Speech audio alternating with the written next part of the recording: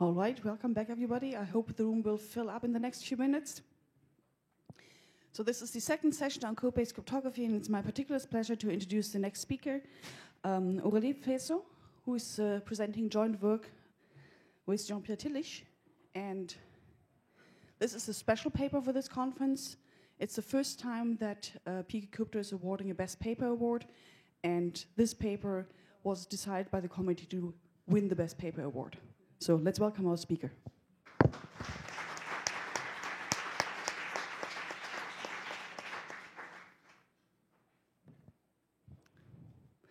And the stage is yours to talk about an efficient attack on code-based signature schemes.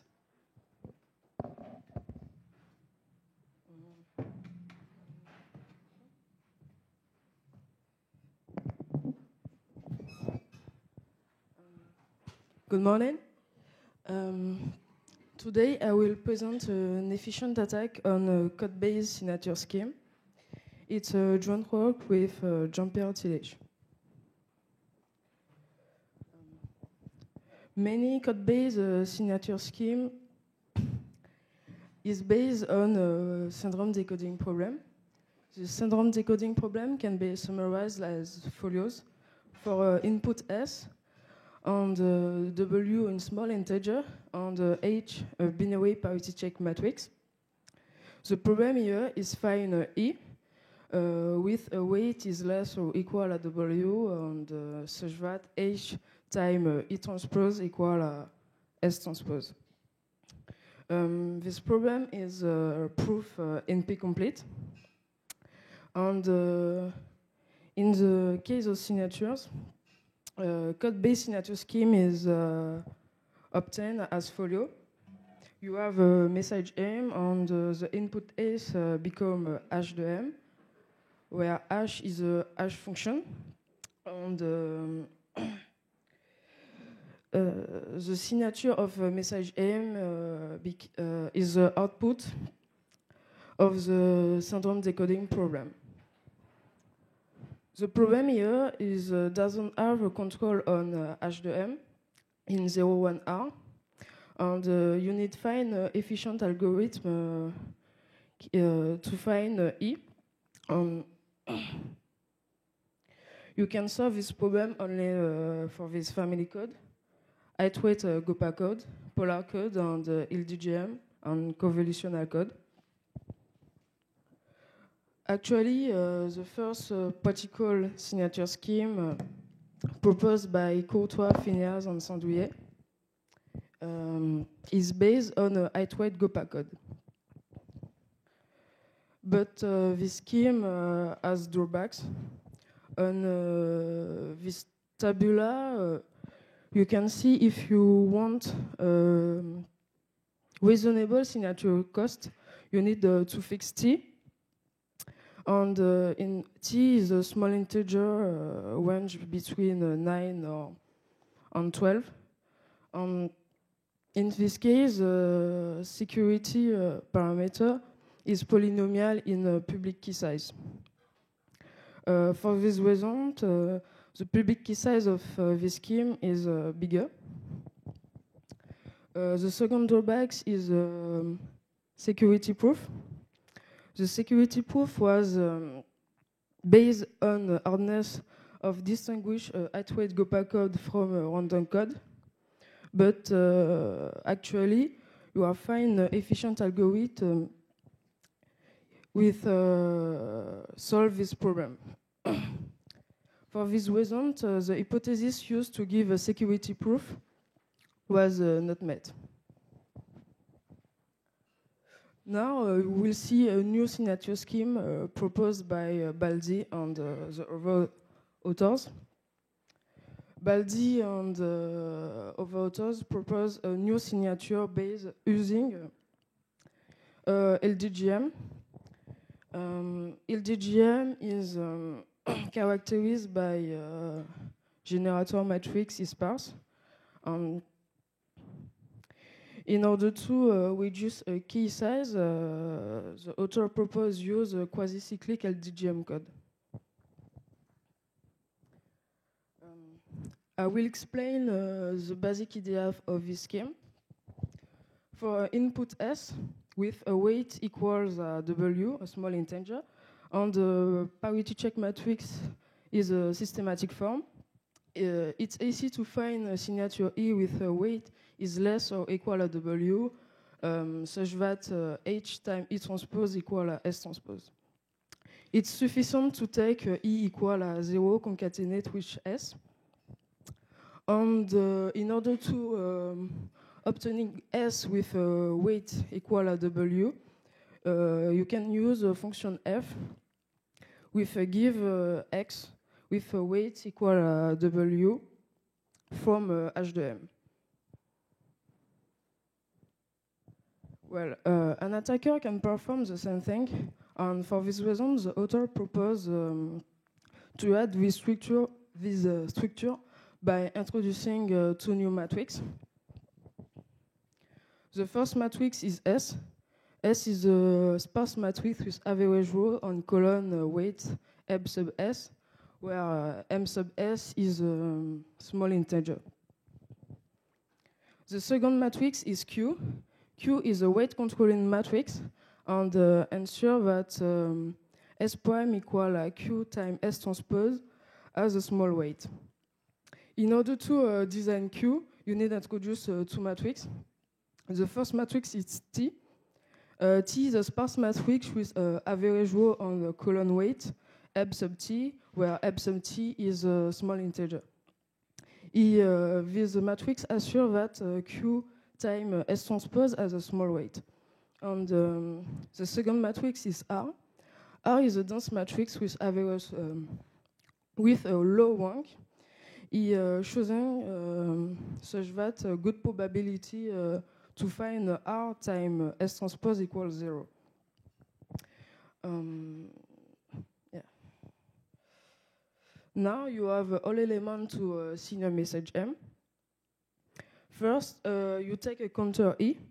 In the first step, I is equals 0.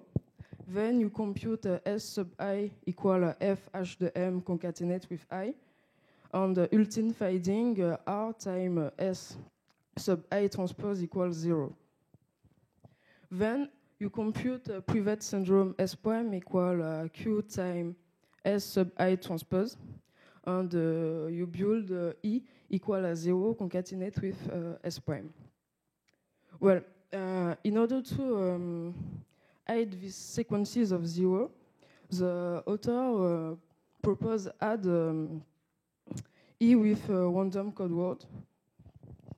This code word is has a small weight, and the advantage take LDGM is easy to find this particular code word.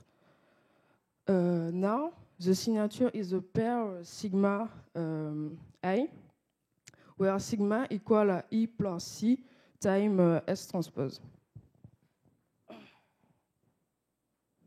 For verification, the verifier compute S start equal F H de M concatenate with I, and then he check that H prime time sigma transpose equal S start transpose, and he check also that weight of sigma is less or equal to this quantity. If it's not the case, the signature is discarded. Now, you will show how to break, how an attacker can break this scheme using 1,000 signatures. Some bits of the signature are correlate, and an attacker can recover enough of the secret structure to forge new signatures. Before I explain the correlation between the bit of the signature, let me define X. X equal E plus C. And you have now sigma equal X times S transpose. You can observe that each bit of sigma A of sigma is a linear combination of small number of xt, where x is Hartley base, and in Z you have a probability of xa equal 1 is close to 0. Sigma A and sigma J are correlated if they share a common xt. On this example, sigma A and sigma J share a common x sub 3, and for this reason, sigma A and sigma J are correlated. The second example, sigma J and sigma A doesn't share a common xt, and sigma A and sigma J are independent. Well, the following proposition allows to quantify this correlation. Well, you consider sigma 1 and sigma 2. First one is a sum of 2 bits, x1 plus x3, and sigma 2 equal x2 plus x3. They share a common bit x3, and you have a probability of xa equal 1 equal pa. Well, sigma 1 and sigma 2 have a positive correlation as soon as P1 and P2 are Bayes and P3 is not fixed. In this case, you can quantify this correlation by computing covariance of sigma 1 and sigma 2. Well, sigma A and sigma J estimated by a large number of signatures. On this table, you can see an example of result of covariance of sigma A and sigma J when this bit is independent and correlate. Well, sigma A and sigma J give a lot of information about S. Well, because when sigma A and sigma J are correlated, they imply that they exist a row such that the EM column of S and the GM column of S have one on this row.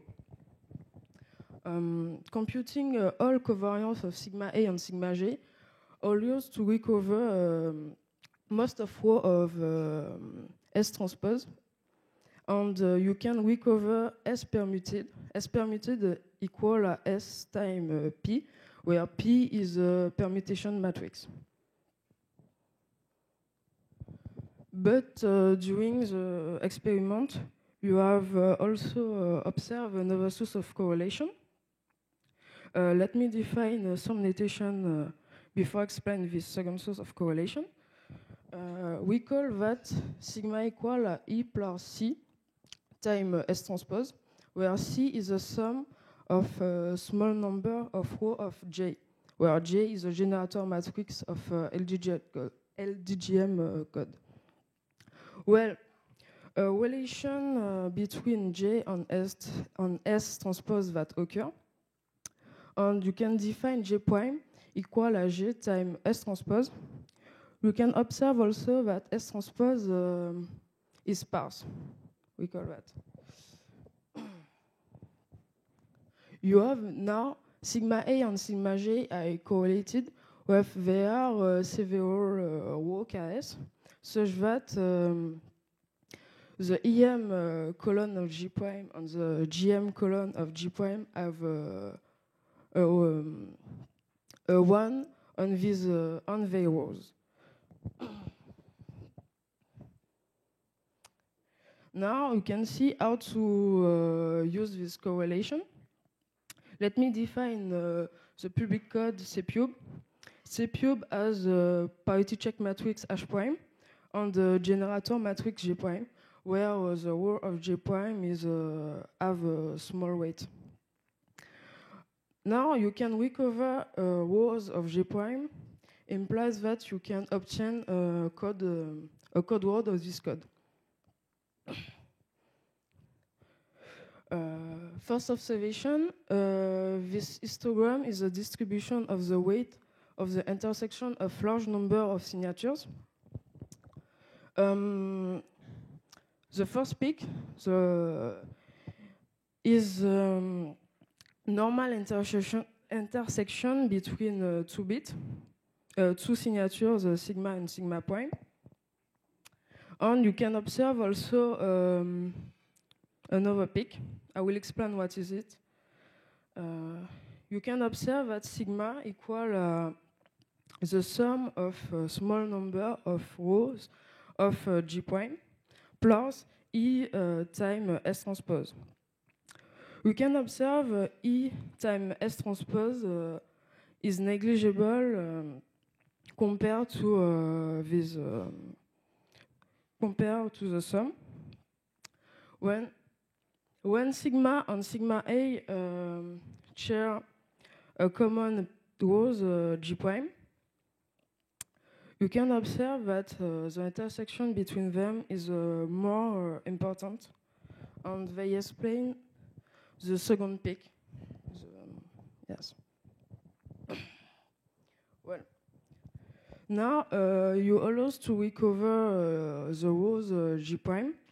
It's sufficient to take a large number of signatures, having a large intersection between them, and compute for each position sigma A the number of 1.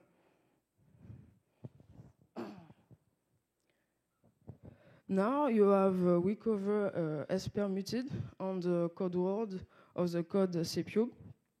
You will try recover Q. We call that H prime equal a Q inverse time H time S inverse, and H is a parity check matrix with a systematic form. Now observe that Q inverse almost has this form. Q inverse is formed by a block of 1 and block of 0. And by multiplying H prime on the right by S permuted, you have obtained Q inverse time P followed by Q inverse, all permuted. Well, you allow us to detect the row, the column of Q inverse because these matrices have a particular form, we call. And you allow us to recover Q inverse permuted. Now you have obtained S permuted equal S time P, and Q equal is the inverse of Q inverse. Well, you have all elements to forge new signature. Forgery is performed by using the pair of matrix Q and S permuted instead of the pair of Q and S. First, you take a counter I. In the first step, I equals 0. And then you compute S sub I equal F H de M concatenate with I. And you compute a private syndrome S prime equal Q permuted time S sub I transpose. And you build E equal 0 concatenate with S prime. Then now sigma the signature equal E time S permuted transpose plus the row of G prime. Then you compute, you check that H prime time sigma transpose equal S transpose. If this is not this case, you restart the process with I plus 1. For verification, the verifier compute that S start equal F H de M concatenate with I, and check that H prime time sigma transpose equal S start transpose. And you check also weight is less or equal to this quantity. It's fine. The experiment, you have launched this attack on 80 bits of security, and you have used 100 signature, and you have took about 1 hour.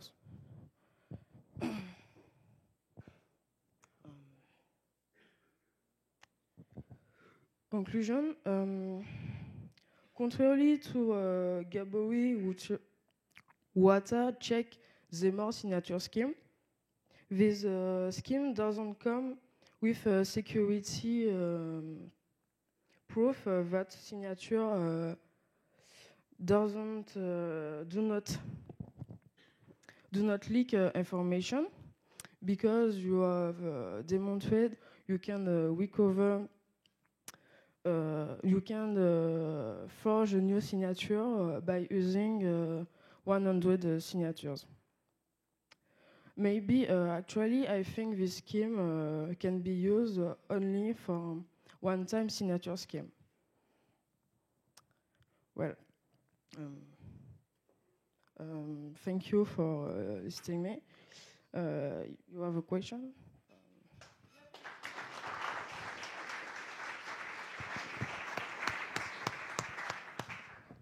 Yeah, thank you for your presentation. Are there any questions? All right, while you're thinking about your question, let me ask myself one.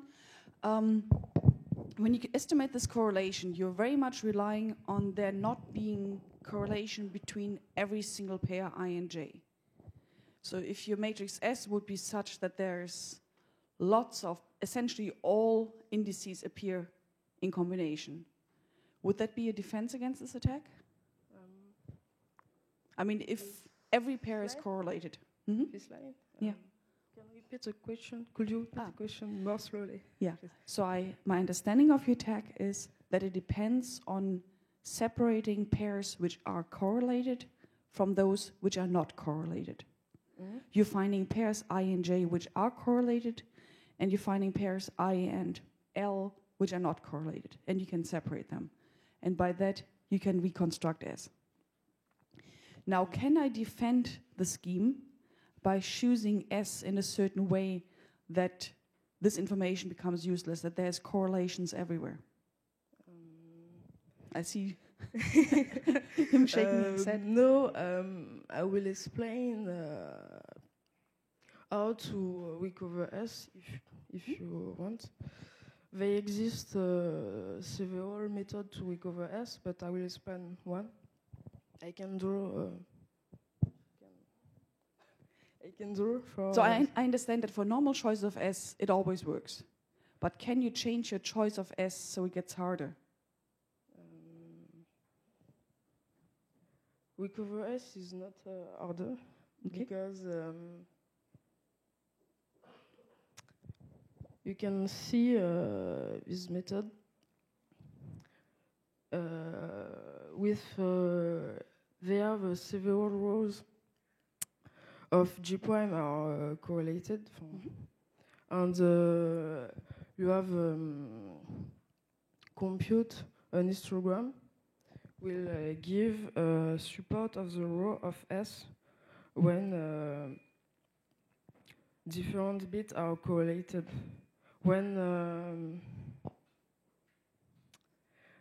a position of sigma A are in the support of the row, the bit is linked, and you can recover this row. Okay, so what you're saying gets easier if there's more correlation. Well, we can take this offline. Are there other questions? If not, then I would like to ask the program chair to take the stage to hand over the Best Paper Award, and also both authors to join. And while they're getting set up, please join me in thanking the speaker again.